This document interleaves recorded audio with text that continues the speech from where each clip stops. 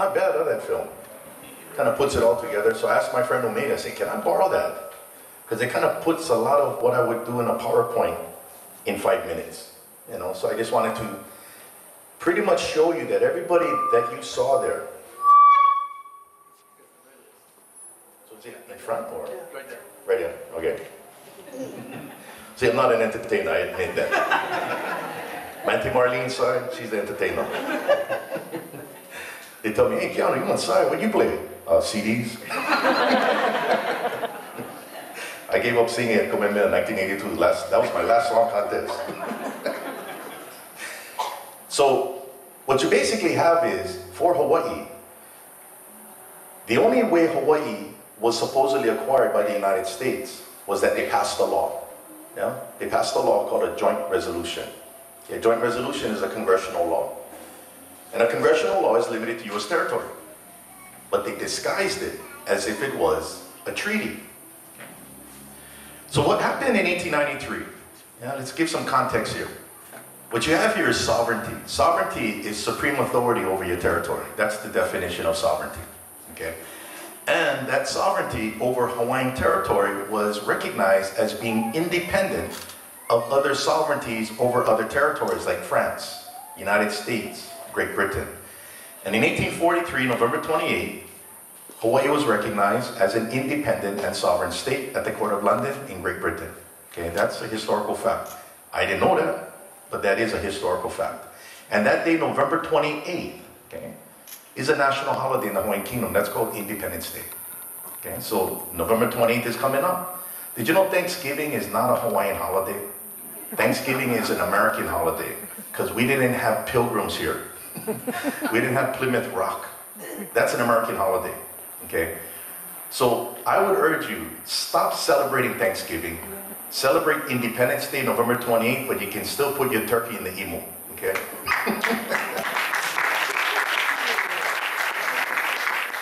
Now that sovereignty, that authority over territory, is exercised by a government. Now, in international law, you have to separate government from sovereignty. They're not the same. The government exercises the authority, which is the sovereignty. It is not the sovereign. It exercises that authority, which is why a government can be overthrown, and the sovereignty still exists.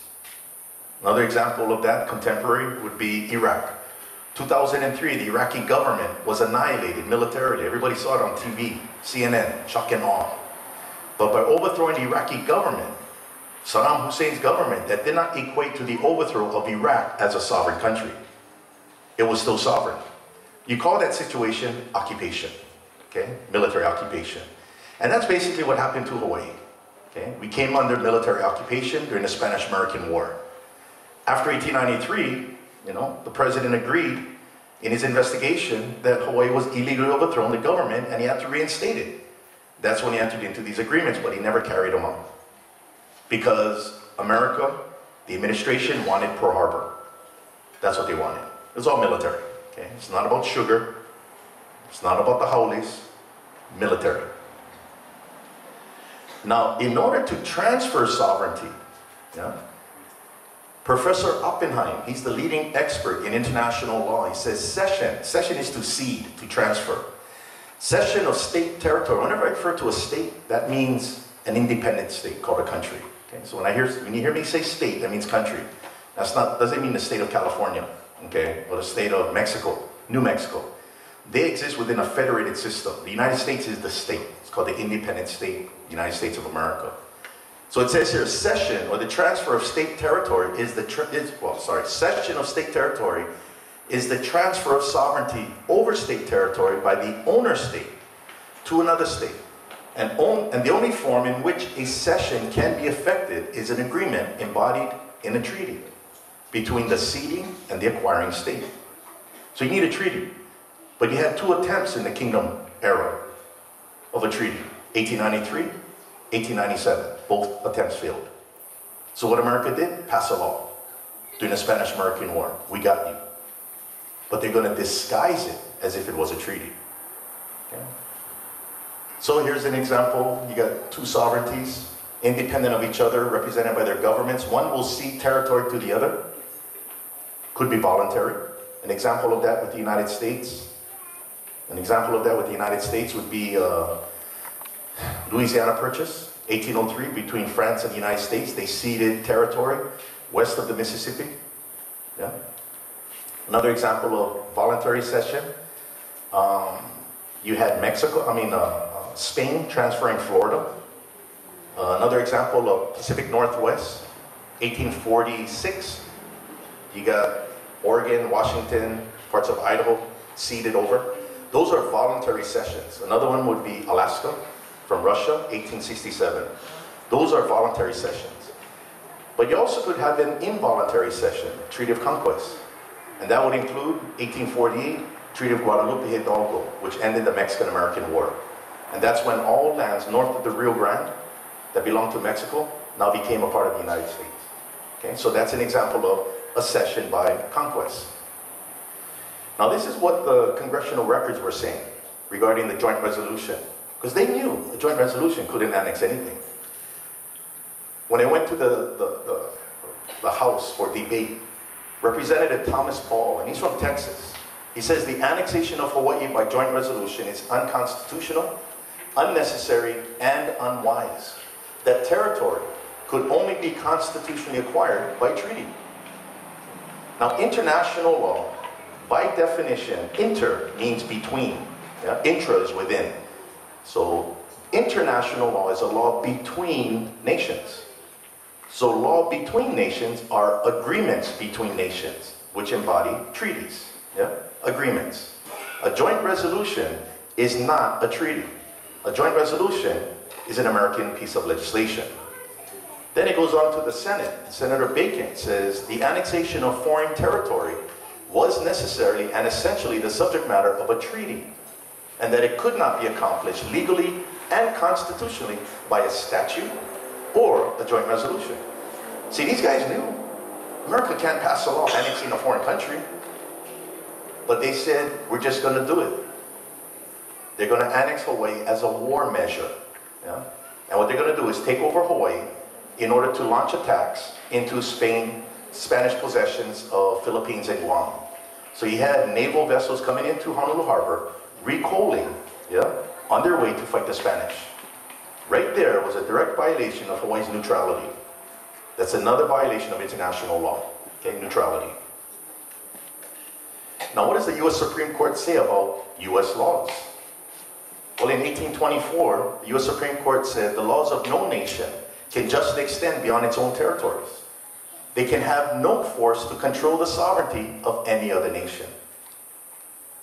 And in 1936, the U.S. Supreme Court said neither the Constitution nor the laws passed in pursuant of it, congressional laws, have any force in foreign territory.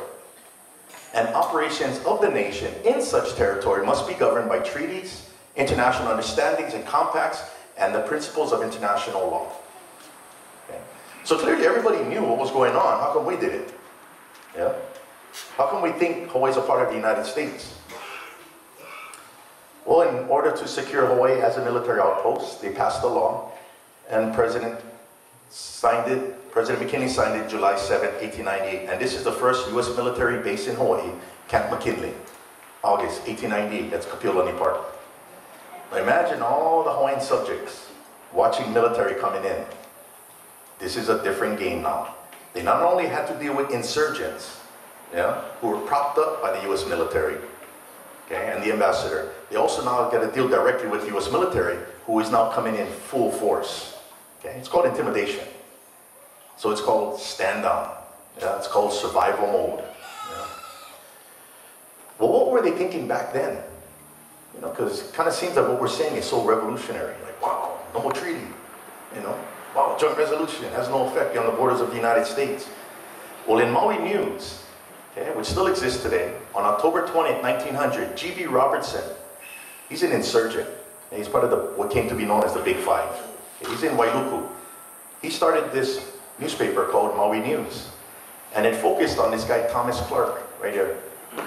So it says here, this is what the editor's writing. Thomas Clark, a candidate for territorial senator from Maui, holds that it was an unconstitutional proceeding on the part of the United States to annex the islands without a treaty. And that as a matter of fact, the islands are not annexed and cannot be. And that if the Democrats come into power, they will show the thing up, and it's true, like, and demonstrate that the islands are de facto independent at the present time. Obviously, Thomas knew there was no treaty. Yeah? Did you know Thomas's understanding was reflected in all the newspapers in that era, whether Hawaiian or English? But how come I didn't know that? Right? This is only 1900. How come I didn't know that? Then he goes on to say, Thomas, this is the editor. Now he's going to act like he's from the U.S. State Department. Brothers from Wailuku, Maui. Thomas, necessity knows no law.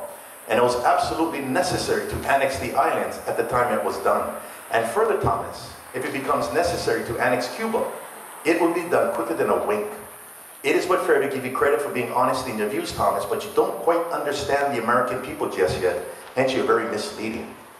What does that have to do with no treaty? It's called Fox News. Just keep saying it over and over and over and create the bubble. And all of a sudden, pop.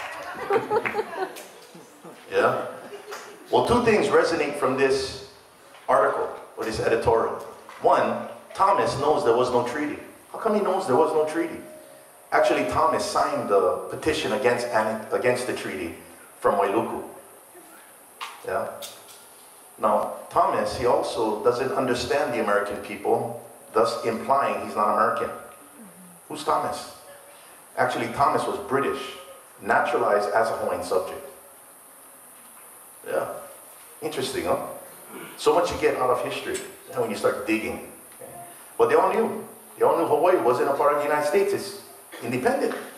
Because the joint resolution can't annex nothing. And what's interesting is 90 years later, the U.S. Department of Justice in Washington, D.C. concluded in a legal opinion. It said, despite these constitutional objections, they're citing Thomas Ball and all that, Congress approved the joint resolution and President McKinley signed the measure in 1898. Nevertheless, whether this action demonstrates the constitutional power of Congress to acquire territory, it's certainly questionable. It is therefore unclear which constitutional power Congress exercised when it acquired Hawaii by joint resolution. 1988, here's the Department of Justice in Washington, D.C. going, huh? Scratching their head, what? Oh my God. How did Hawaii become a part of the United States? See, we're the only so-called territory of the United States that has no connection to the United States. Alaska, treaty. California, treaty. New Mexico, treaty. Florida, treaty. Where's Hawaii? Joint resolution. And then they go, I don't know how they did that. Because Congress cannot annex foreign territory, period. It's not even debatable. It's not an argument. But again, just as they didn't know until 1988, a lot of us back in 1988 still didn't know, unless you read that legal opinion in Washington, D.C. Actually came across that opinion when I was doing my doctoral research. So give some context here. This is the United States, and this represents its territorial boundaries. This is the Hawaiian Kingdom, and this represents its territorial boundaries. So let me distinguish between national law and international law. National law, also known as municipal law. 1898, Congress passes a law. Resolution of annexation. The problem is that law has no force beyond the borders of the United States. 2 years later, Organic Act, they create a government for the territory of Hawaii. Now this is something very interesting. How then did 30 people who declared themselves to be a new government take over an entire country's government that had over 90 embassies and consulates all over the world, that had fully adopted the separation of powers doctrine since 1864 in the Constitution? How did they do that? 30 people. See, if we didn't understand how they did it, that's what leads to the urban legends. Ooh, how they controlled everything. Yeah? The missionaries controlled everything. No. Well, it's really simple how they did it. Queen Lili'uokalani and her cabinet, they're the chief executive. All they did was remove them, replace them with people calling themselves the Committee of Safety, and with the U.S. Marines backing them, force everybody to sign oaths of allegiance. People in the judicial branch, executive branch, detectives, police officers, judges, clerks, everybody sign oaths of allegiance. And if you don't sign an oath of allegiance, you lose your job. Yeah? Or threaten physical force. And then they took over the entire country's government with the US military backing. Then when the US military left, on April 1st, 1893, these insurgents needed to fill the vacuum. So they hired mercenaries coming in from San Francisco. If you look at all the old pictures, you got mercenaries here. It wasn't nice living in the Kingdom era. And then they called themselves the Provisional Government, made up of a small group, only at the top, with military backing. Then in 1894, they changed the name to the Republic. What you basically have is, the car, called the government, was carjacked. And all they changed was the driver. Everybody else they kept. And they painted the car another color. But that's our car. That's the government. So what I want to do is I want to play for you a particular song that some of you may not know the meaning to, but this one has the translations. And this speaks to certain people in government in 1893 in February, okay, 1 month after the overthrow, refused to take the oath of allegiance. And these government employees were part of the Royal Hawaiian Band. Yeah? The Royal Hawaiian Band. They refused to sign the oath of allegiance. Okay? And what ended up happening? They lost their job. So they went to Mrs. Prendergast to ask her to compose a song of defiance. And that song that she composed is Mele Aloha Aina. Aloha Aina is patriot. Yeah? A patriot song, which we today know today as Kaulana Napua. And it started off as a hula ku'i. Very rough, yeah? Like a haka. That's a hula ku'i. And then in the 1950s, they changed the melody. Same lyrics, different melody. Let's play that for you.